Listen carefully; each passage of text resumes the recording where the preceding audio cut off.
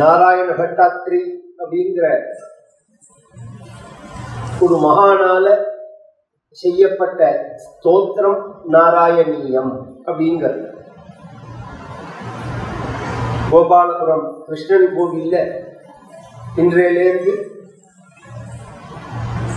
August 1ஆம் தேதி வரை 8 நாளைக்கு இந்த நாராயணீயம் கோகுலாஷ்டமி உற்சவத்தை முன்னிட்டு கோபாலனுடைய கிருபையினால ஏற்பாடாகும்.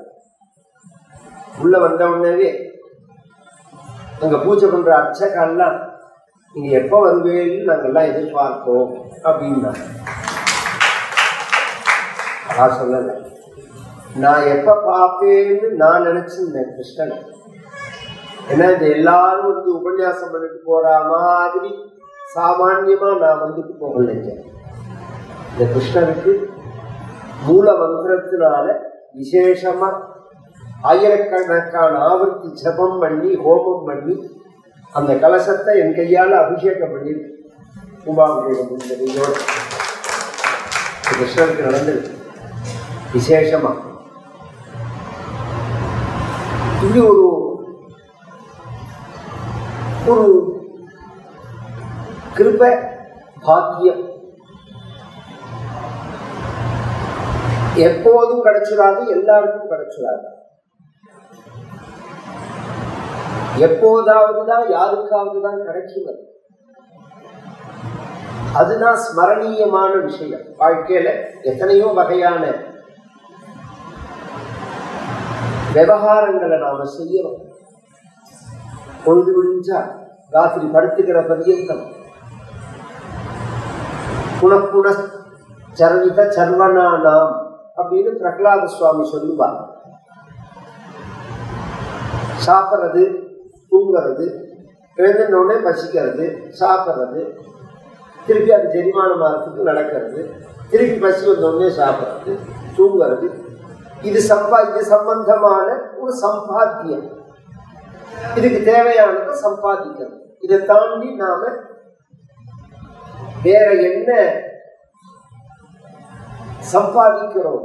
ஏன் இதுல என்ன தப்பு இல்லை? இந்த உடம்புக்கானதான சம்பாத்தியம் தானே. இந்த உடம்பு என்னைக்கு இருந்தாலும் அனித்தியம். அனித்தியம்னா ஒரு நாளைக்கு இதை விட்டுட்டு தானே போகும்.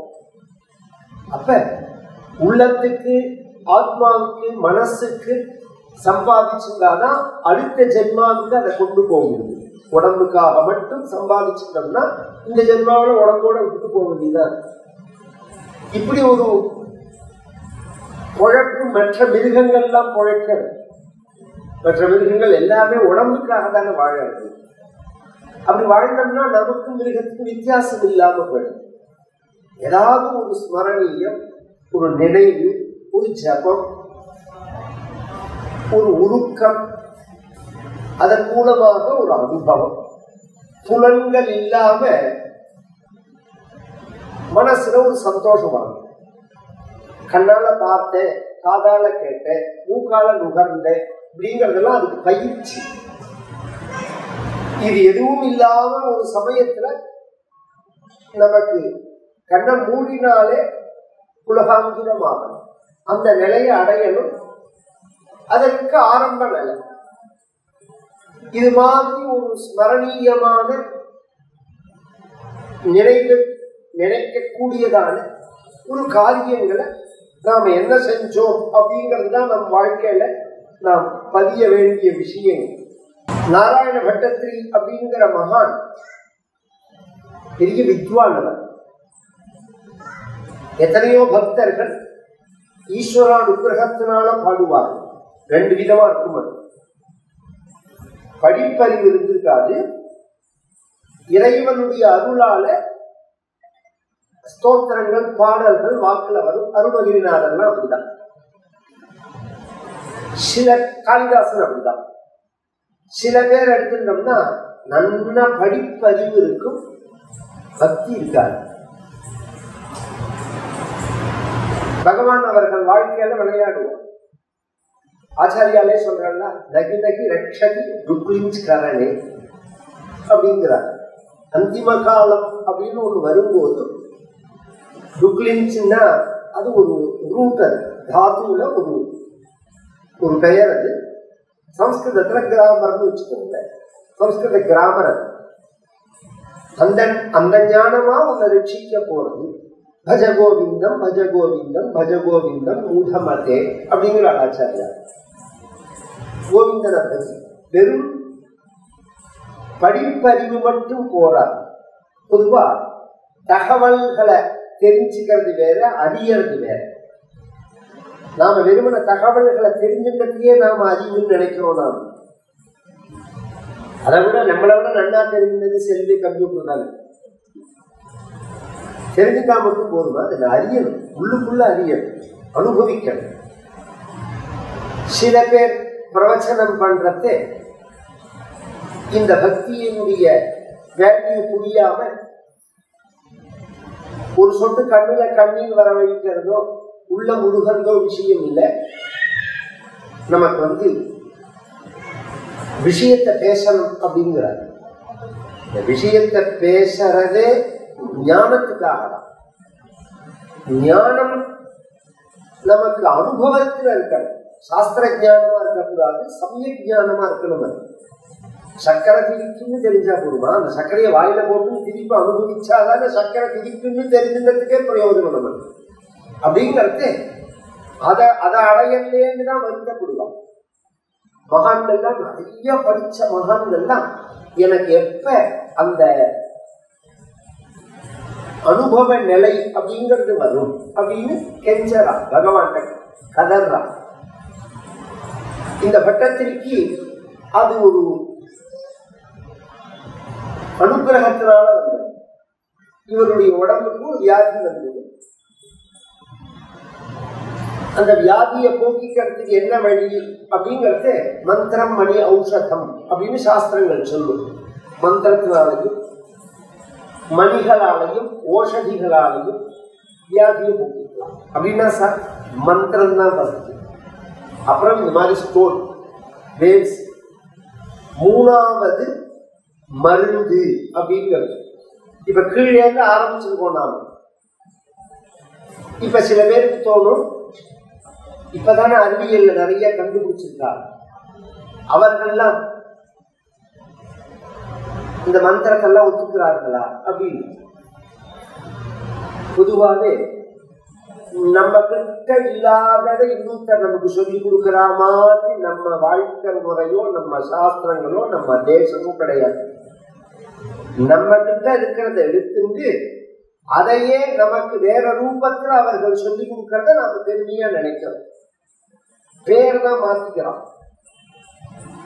நம்ம கிட்ட உள்ள நாலெட்ஜ் தான் அதை முதல்ல நம்ம கிட்டே எடுத்துட்டோ நம்மளை முட்டாளா பண்ணிட்டோ திருப்பி அந்த நாலெட்ஜையே அவன் வியாபாரத்துக்கு பண்ணுவாங்க.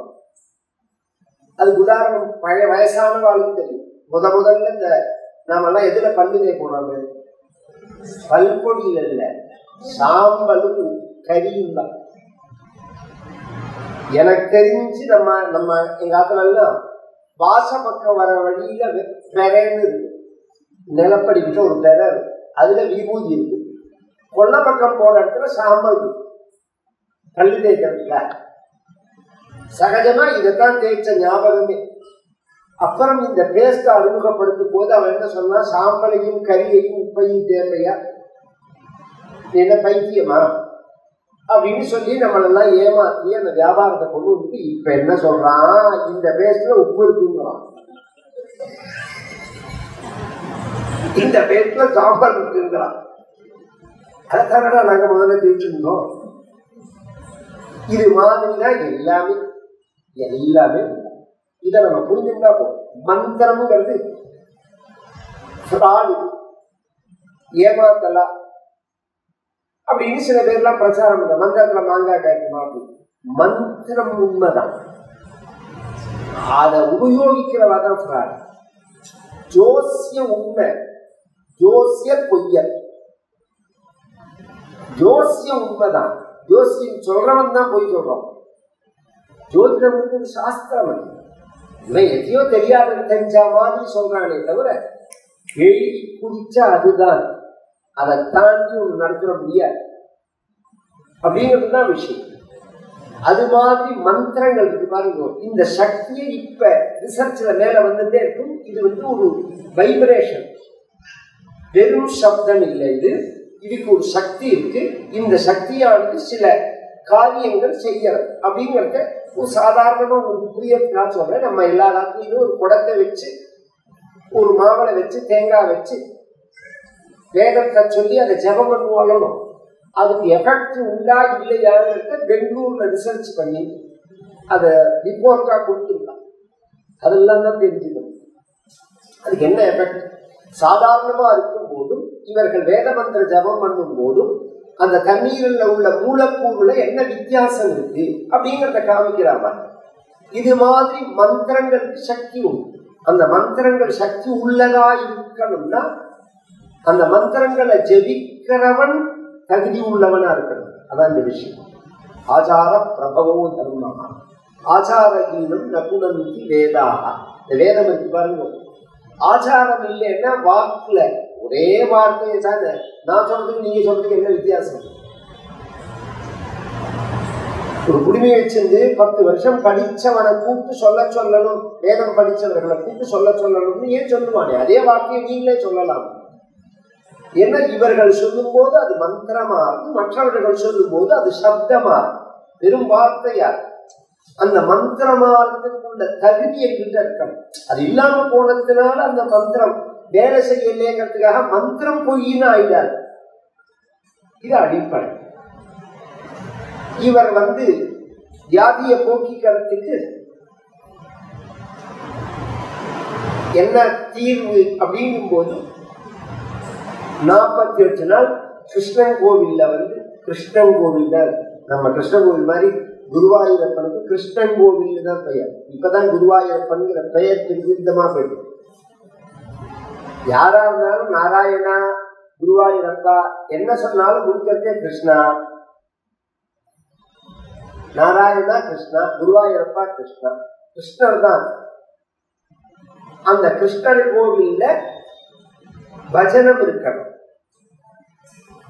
பஜனம்ங்கிறது ஒரு விரதங்களை அனுஷ்டானம் பண்றதே ஒரு நாள் கணக்கு நம்ம சாஸ்திரங்கள்ல சொல்றது. 1 நாள் சொல்றது, 3 நாள் சொல்றது, 8 நாள் சொல்றது, 9 நாள் சொல்றது, 12 நாள் சொல்றது, 16 நாள் சொல்றது, 36 நாள் சொல்றது, 48 நாள் சொல்றது. இது எல்லாத்துக்குமே விளக்கம் உண்டு. இந்த 48 நாளைக்கு சொல்லிட்டு போறேன், அதுக்குள்ள எல்லாம் வந்துடும். ஒரு மண்டலம் இன்னைக்கு பிராச்சீனமா சபரிமலை போறவர்கள் ஒரு மண்டலம் விரதம் இருப்பாங்க. அது என்ன 48 நாள் கணக்கு அப்படின்னா ஒரு மண்டலம்னு பெயர். என்னத்தினால அந்த கணக்கு வர்றது அப்படின்னா 27 நட்சத்திரம், 12 ராசி, 9 கிரகம். இந்த 3ஐயும் கூட்டினா எவ்வளவு வரும்? 48. இதுக்குள்ளதான் நம்ம விவகாரம். நம்ம இந்த நாளை கலெக்ட் பண்ணும்போது இதுக்குள்ளதான் வரும் அப்படிங்கிறது. இதுல ஒண்ணு கூட மிஸ் ஆகாத படிக்க அவ 48 நாள் வச்சிருக்கா. இதுல ஒரு சூட்சம் இருக்கு. இது 46ஆவும் இருக்கும், 47ஆவும் இருக்கும், 48ஆவும் இருக்கும். பஞ்சாங்கத்தோட அடிப்படையில. ஏன்னா சில சமயம் பகல் கூட இருக்கும், ராத்திரி குறைச்சலா இருக்கும். சில சமயம் ராத்திரி கூட இருக்கும், பகல் குறைச்சலா இருக்கும். திதியில வித்தியாசம் வரும், திதித்வயம் வரும், நட்சத்திரத்துல மாறுபாடு இருக்கும். இதெல்லாம் அந்த விஷயம் தெரிஞ்சவாதான் புரிஞ்சுக்கணும். நாம திங்கட்கிழமை என்ன 7:09 ராகு காலம்னா 6 மணிக்கு உதயமானாதான் 7:09 ராகு காலம். ரொம்ப 7:15 சொன்னா உடனே 7:09 ராகு காலம் இல்ல, 8:45 தான் ராகு காலமே ஆரம்பங்க. இதை நாமும் தெரிஞ்சுக்கணும். ஆனா கூடிட்டு இந்த பஞ்சாங்கங்களே எதை உத்தேசிச்சு எழுதப்பட்டதுன்னா அந்தந்த ஊரோட அக்ஷய ரேகை அனுசரிச்சுதான் எழுதப்பட்டது. அது அனுஷ்டானம் பண்ணுவோம். அப்புறம் நாம ஸ்ப்ரெட் ஆனதுனால அங்கங்க போய் நாம பண்றோம். நான் தஞ்சாவூர் ஜில்லால துபாயிலே உட்காந்து நான் தஞ்சாவூர் ஜில்லால உள்ள பஞ்சாங்கம் தான் நான் உபயோகப்படுத்துவேன்னு சொன்னா அது ஆரம்ப நிலைக்குள்ளே தான் பொருந்துமே தவிர, ஒரு சமயம் நான் இருக்கும்போது கதை சொல்லும் போது மெட்ராஸ்ல கிரகணம், பம்பாயில கிரகணம் கிடையாது. நானே பார்த்திருக்கேன். சாயங்காலம் சந்திர கிரகணம் பௌர்ணமி இன்னைக்கு ஆரம்பிக்கிறதே மெட்ராஸ்ல விடுறது. பம்பாய்க்கு வரதே கிரகணமே கிடையாது, சந்திரன் உதயமாறது. பொம்பாய்க்காராளுக்கு கிரகணம் உண்டா கிடையாதுன்னா கிடையாது, மெட்ராஸ்காராளுக்கு கிரகணம் உண்டான்னா உண்டு அப்படின்னு இருந்தது. இதெல்லாம் அந்த நாலெட்ச பழையபடி நாம் ரைஸ் பண்ணிக்கணும். யாரோ போடுறா என்னமோ நடக்கிறது, நமக்கு என்ன சம்பந்தம் அப்படின்னு நினைக்க கூடாது. இதெல்லாம் பெரிய விஷயம். இந்த 48 நாள் பஜனம் இருக்கிற காலத்துல பாகவத பாராயணம் பண்ணுவாங்க. பெருமனை பொழுது போக்க கூடாது. எதை சம்பாதிச்சாலும் சம்பாதிக்கலாம். வாழ்க்கையில இழந்ததை காலத்தை இழந்துட்டா சம்பாதிக்க முடியாது. போச்சுன்னா போச்சுதான். அதனால வியர்த்தமா காலத்தை போகக்கூடாது. காலக்ஷேபம் ந கர்த்தவியா. பின்ன எப்படி பண்ணணும்? கதா காலக்ஷேபா கர்த்தவியா, விருதா காலக்ஷேபா ந கர்த்தவியா. வெட்டியா பொழுத ஒரு நிமிஷமும் போகக்கூடாது. பகவத் குணமோ பகவத் சம்பந்தமாவோ பொழுத போக்கலாம். ஆயுசு குறைஞ்சின்றே வர இவர் பாகவத பாராயணம் பண்ணும் போது அந்த பாகவதத்துல பல விஷயங்கள் இருக்கு. முதல் விஷயம் பரம வேதாந்த கிரந்தம். அது ஸ்ரீமத் பாகவதே பாரமஹம்ஸ்யாம் சம்ஹிதாயாம் பிரதமஸ்கந்தே அப்படின்னு பாராயணம் பண்ணும்போது நாம கவனிச்சோம்னா பாகவதே பிரதமஸ்கந்தே பிரதமோத்தியாயான்னு வராது. பாரமஹம்ஸ்யாம் சம்ஹிதாயாம் அப்படின்னு வரும். ராமாயணத்தை எடுத்துட்டோம்னா இத்தியார்ஷே ஸ்ரீமத் ராமாயணே அப்படின்னு வரும்.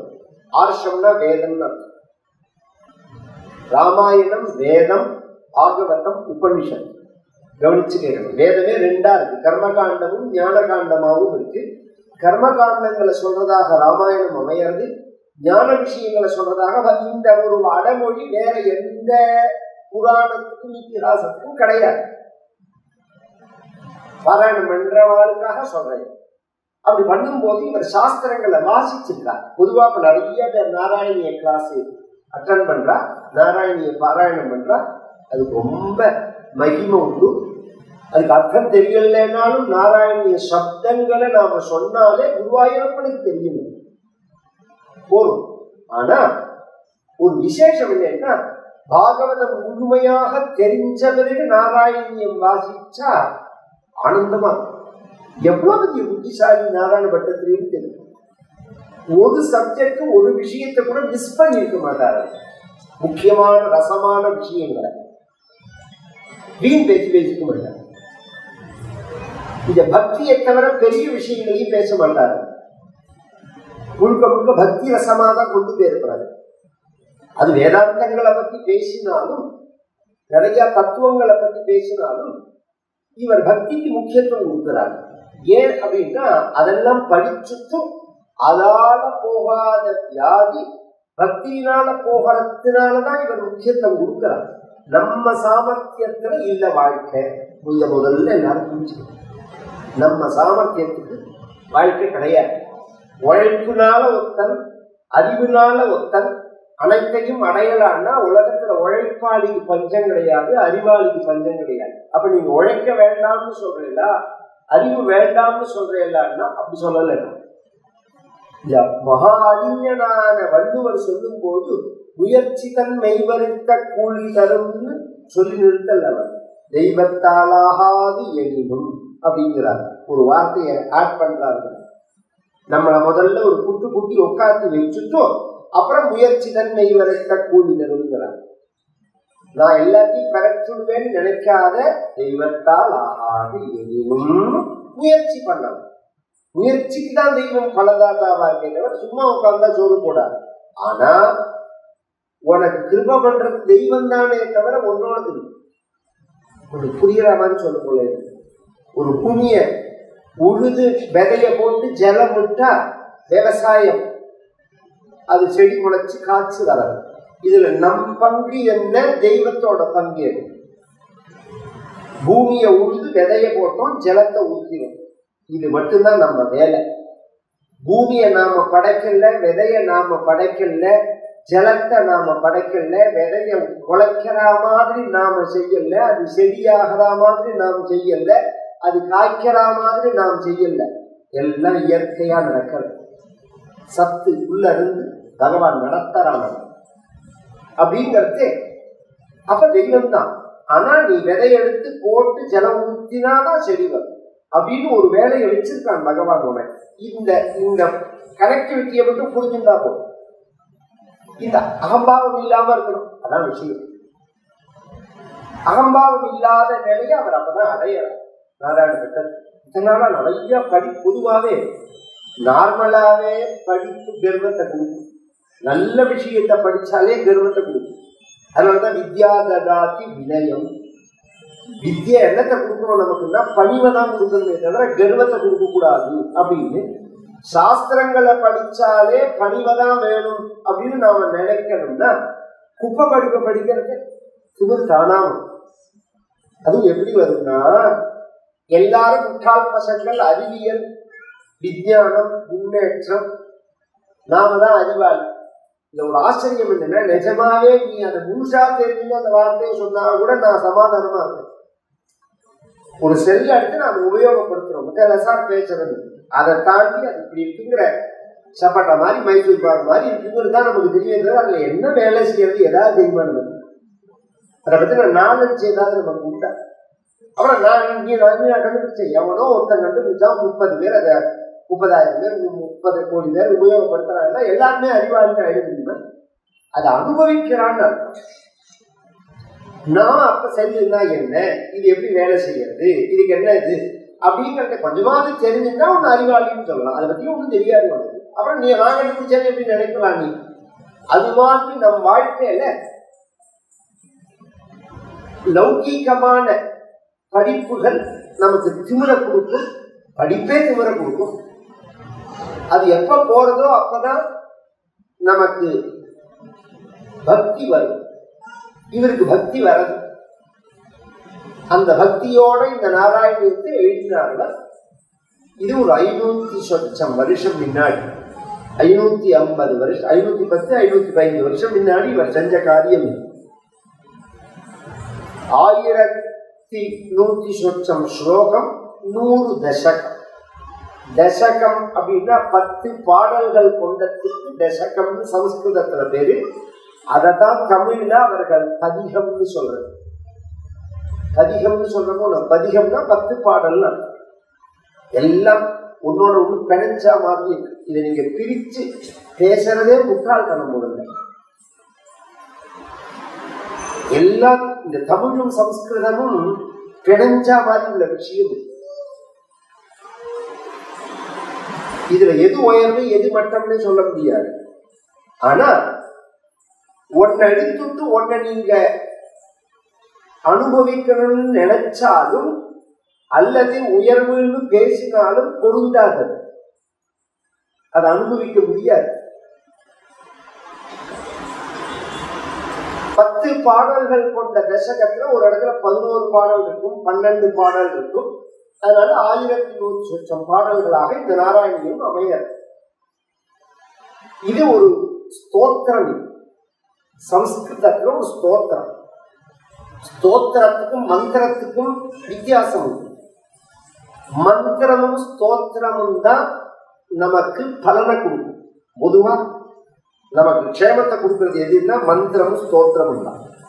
விஷ்ணு சஹஸ்ரநாமத்துல பகவானை பத்தி சொல்லும் போது ஸ்தவ்யன், ஸ்தவப்பிரியன் அப்படின்னு சொல்றேன். ஸ்தவ்யன் அப்படின்னா ஸ்தோத்திரம் பண்ண தக்கவன், தகுதி உள்ளவன். ஸ்தவப்பிரியன்னா நாம பண்ற ஸ்தோத்திரங்களால சந்தோஷம் அடைகிறவன். இந்த 2 விஷயம், இந்த 2 பெயர் இருபதில பகவானுக்கு. ஸ்தோத்திரம் பண்ண தகுதி உள்ளவன், நாம பண்ற ஸ்தோத்திரங்களால சந்தோஷம் அடைகிறவன். இங்க பின்னாடி சொன்ன பாருங்க, இது எல்லாருக்கும் பொருள். ஸ்தோத்திரம் பண்ணினா சந்தோஷம் அடைவா எல்லாரும்.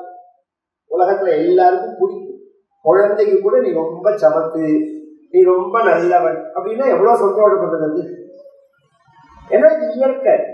ஆனா நாம ஸ்தோத்திரம் பண்றதுக்கு தகுதி இருக்கான்னு பார்த்தா சொல்ல முடியாது.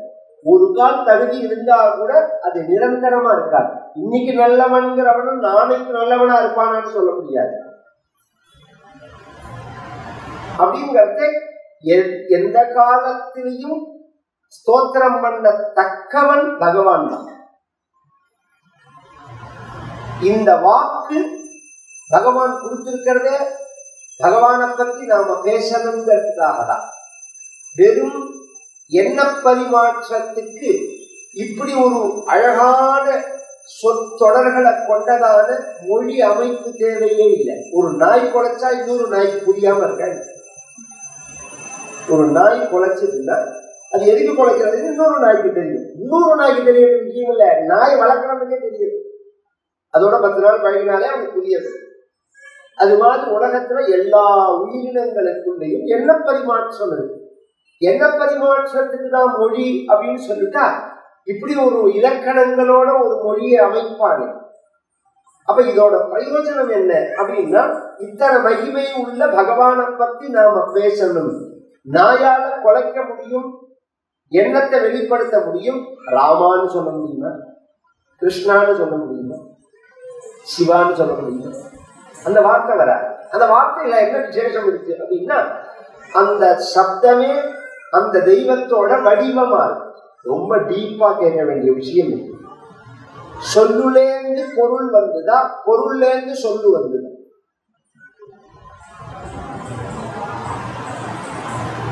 உலக படைப்பு எதுக்குன்னா சொல்லுலேருந்து தான் பொருள், சொல்லேருந்து தான் பொருள். லௌகீகமாவே சொல்றேன். இன்னைக்கு என்ன சமையல் பண்ணலாம் அப்படின்னு மாமி கேட்டான்னா, இன்னைக்கு கத்திரிக்காய் கறி பண்ணு அப்படின்னு ஒருத்தர் சொன்னான்னா, சொல்லும் போது கத்திரிக்காய் கறி இல்லை, அந்த சொல்லு மட்டும்தான் இருக்கு. அப்புறம் தானே அதுக்குள்ள பொருள் வருது. அது சரி சார், அந்த கத்திரிக்காய் கறிங்கிறதுக்கு இதுதான் அர்த்தம்ங்கிறது பொருளானதான நாம் அறிஞ்சுக்கிறோம். நமக்கு எப்படி தெரியுது? ஏற்கனவே ஒரு தடவை கத்திரிக்காய் கறி பண்ணியிருக்கோம், அதனால அப்படி தெரியாது அப்படின்னா. சரி, ஏற்கனவே கத்திரிக்காய் கறி பண்றது அன்னைக்கு காலத்தாலும் இருந்தாலும் சொல்லியிருப்பாங்க, கத்திரிக்காய் கறி பண்ணு சொல்லியிருப்பாங்க. அப்ப இது ஒரு தொடர். அழகிலா விளையாட்டுடையார் அன்னவர் தலைவருக்கே சரண் நாங்களே. கம்பர் சொல்றாரோ, இந்த இடத்துதான் சொல்றார். உலகம் யாவையும் தாமுளவாக்கலும் நிலை பெருத்தலும் நீக்கலும் நீங்கிலா சிருஷ்டி ஸ்திதி சம்ஹாரம், சிருஷ்டி ஸ்திதி சம்ஹாரம், படைத்தல் காத்தல் அழித்தல், படைத்தல் காத்தல் அழித்தல் அப்படிங்கிற இந்த தொடர் விளையாட்டு இருக்கே, இது பகவானுக்கு விளையாட்டு. பகவானோட ஒரு லீலை. நமக்கு புரியுற மாதிரி சொல்லணும்னா, கோயிலேருந்து முட்டை வந்துதா, முட்டையிலேருந்து கோயில் வந்துதான்னு கேட்டா யார் பதில் சொல்ல முடியாது? அது மாதிரி அப்படிதான் சொல்ல முடியும் பதில். இது கல்பகோடி காலமா நடக்கிற காரியம்.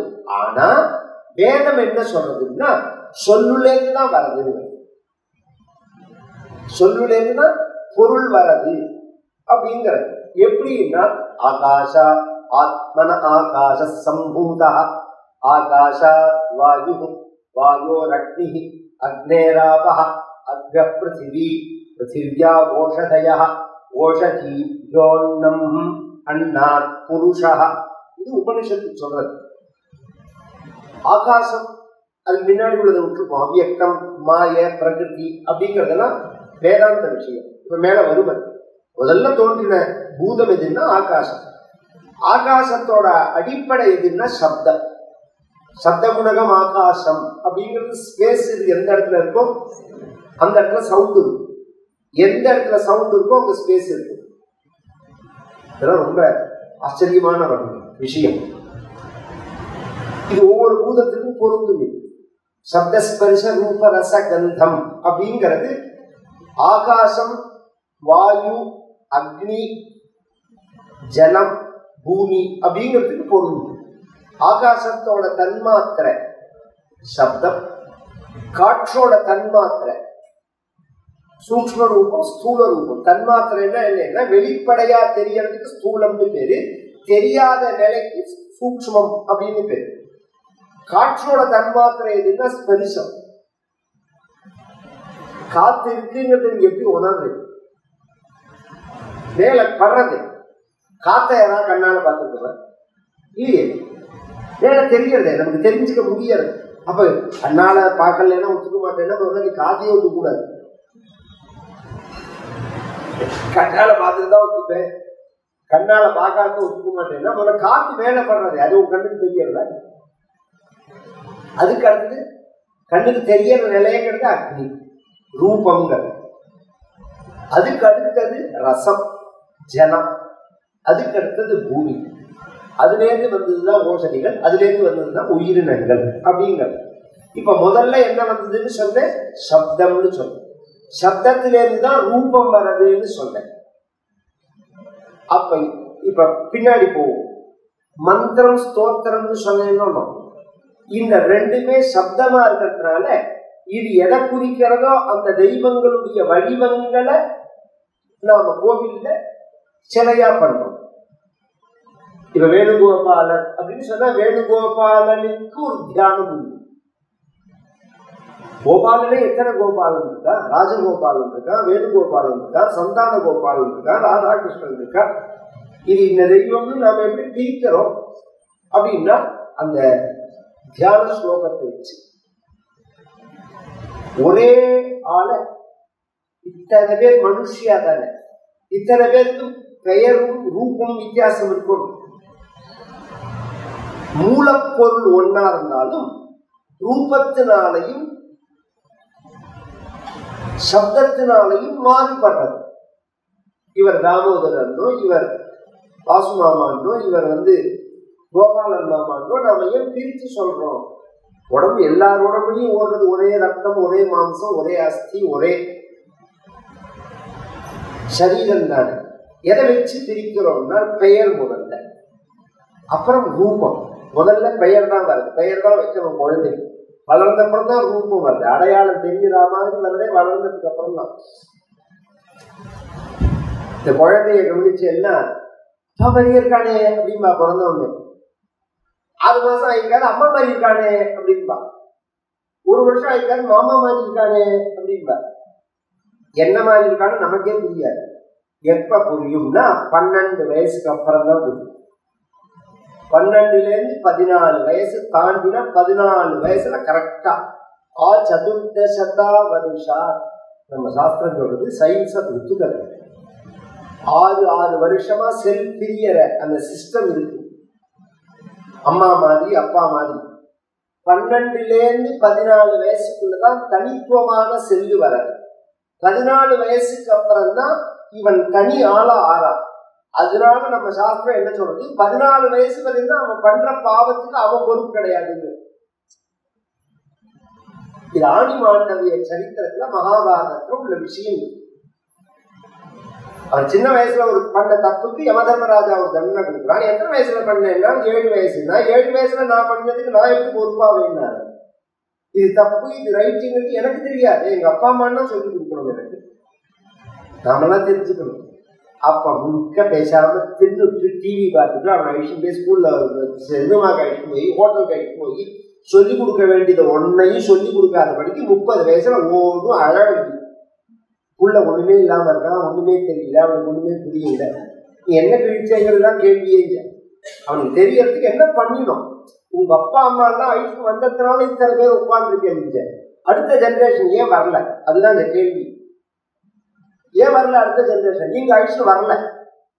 தாத்தா பாட்டி அழிச்சு போனா அதுக்கும் விடுறது கிடையாது. ஒரு காலத்துல தாத்தா பாட்டி குழந்தையில பேர குழந்தையில 2-10 வயசுல காப்பாத்துவான், குழந்தையில வளர்ப்பான்.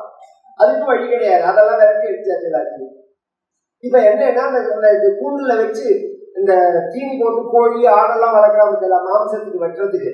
அது மாதிரி குழந்தையில ஆத்துக்குள்ள வச்சு பூட்டிட்டு ஸ்கூலுக்கு போ, டியூஷனுக்கு போ, அன்னைக்கு போ, இதுக்கு போ, தின்னு டிவி பாரு, இதோட முடிஞ்சு போயிடு. அவனுக்கு ஒன்றும் தெரியாது, ஒண்ணுமே தெரியாது. அவனுக்கு ஒரு மாம்ச ஆடு மாதிரி தான்.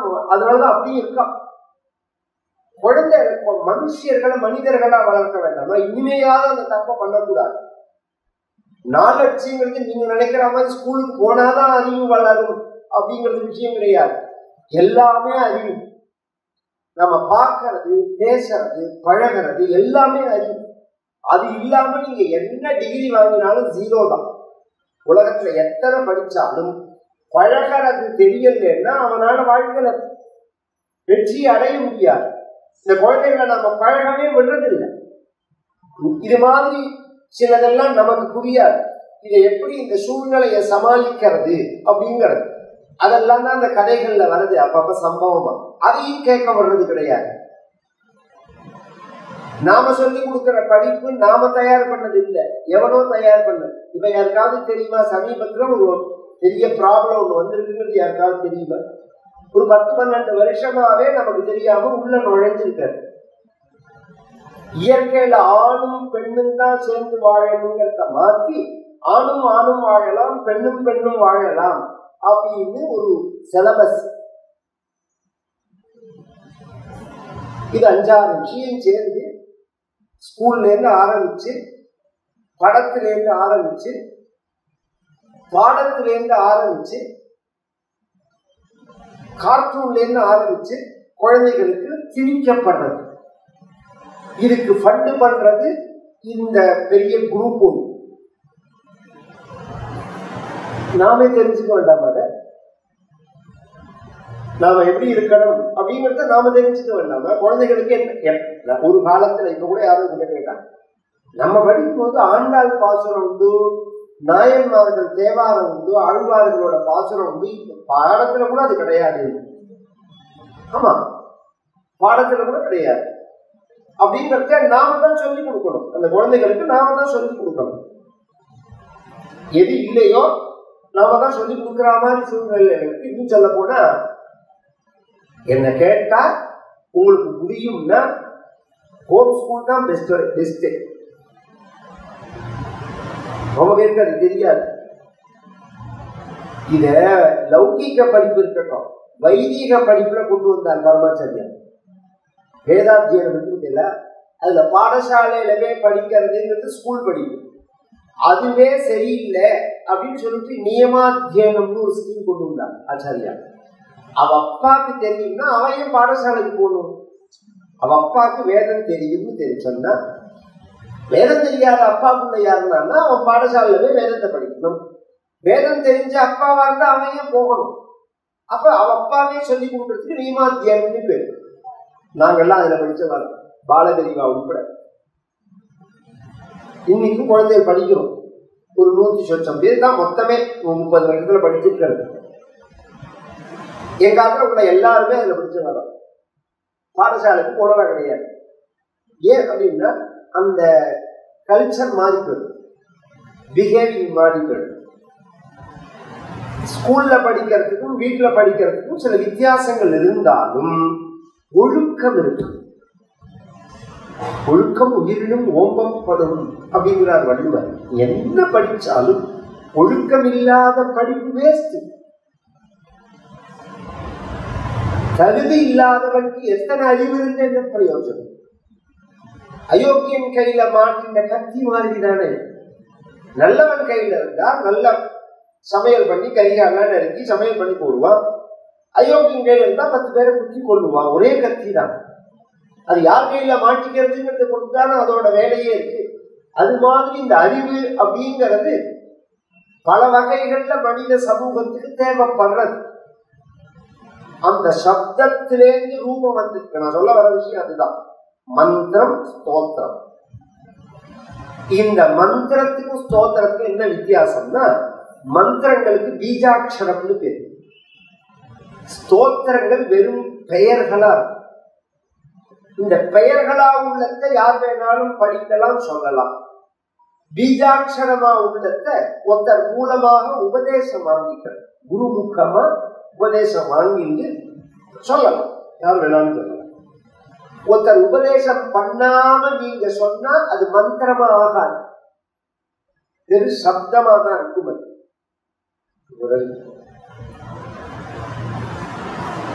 இது ரொம்ப பெரிய விஷயம்.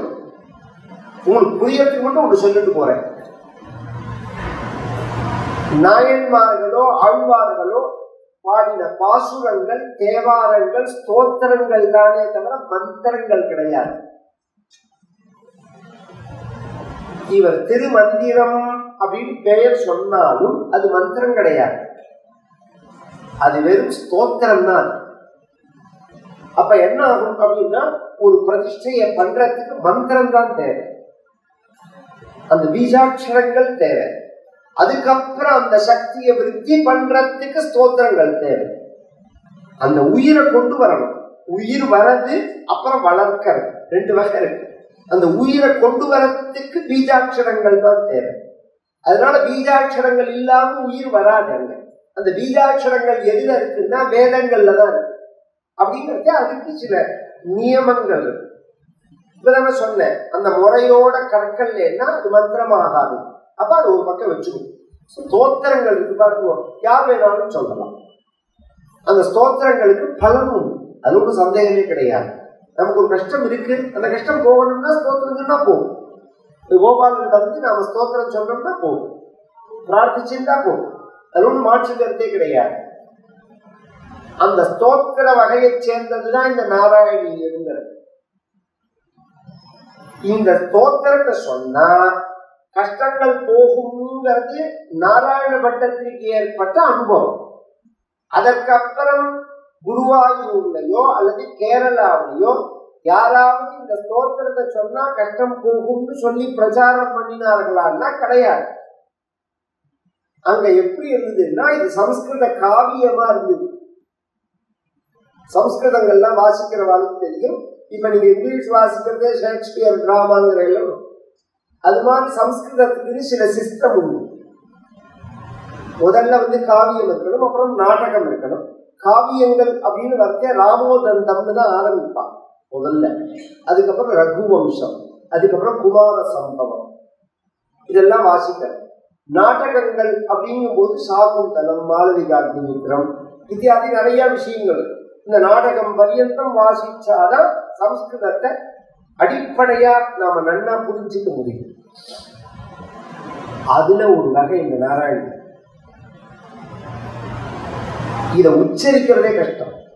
இதை சொல்லி கொடுக்கிறவாலே விஷயம் தெரியாத. நான் வரத்தே பொதுவா சாஞ்சால வேலை தாத்தா விஷ்ணு வசனாமும் கேட்பேன். கதையில வரத்தேன் எப்போதுமே போடுவோம்.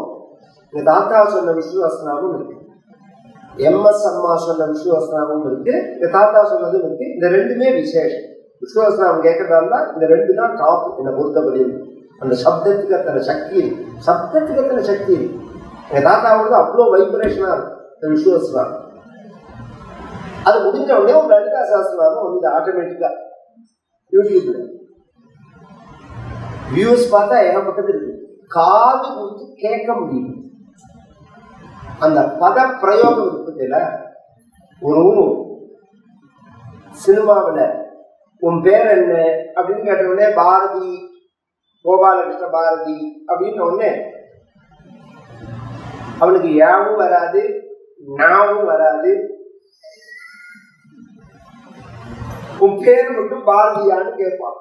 அது மாதிரி ஷாவும் வரல, ஷாவும் வரல, சேவும் வரல, சேதான் வருது. லலிதா சாஸ்திரம் முழுக்க அபத்தம். பயத்தரிச்சலா நான் என்ன சொல்றேன், அபத்தமா பாடக்கூடாதுன்னா பேஷா பாடலாம், நீ பாடிக்கணும். ஒரு ரெக்கார்டு கொடுக்க வச்சு ஒரு ஒரு ரெக்கார்டை கொடுக்கறதுக்கு முன்னாடி MS அம்மா எவ்வளோ உழைப்பா. நம்ம விழிநாதன் மாமாவை கூப்பிட்டு அதை பதம் பதமா பிரிக்க சொல்லுவாங்க.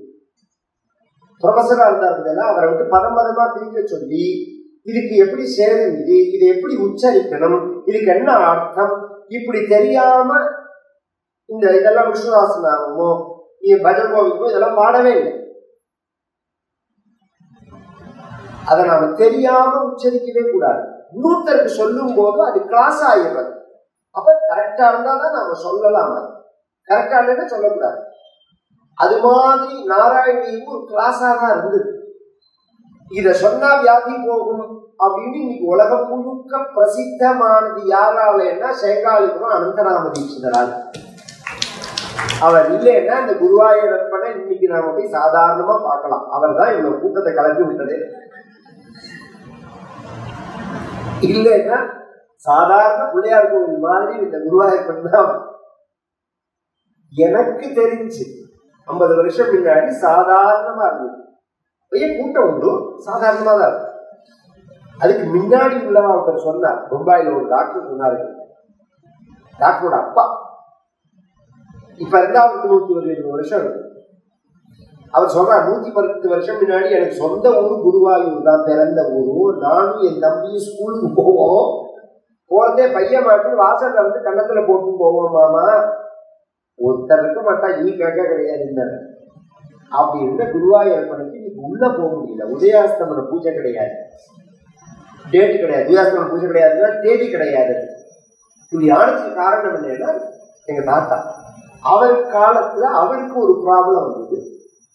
அவர் நாராயணியத்தை பாராயணம் பண்ணார். அவருக்கு எப்படி அது பரிச்சயமாச்சு, இது எப்படி ஸ்ப்ரெட் ஆனதுன்னு சொல்ல வர.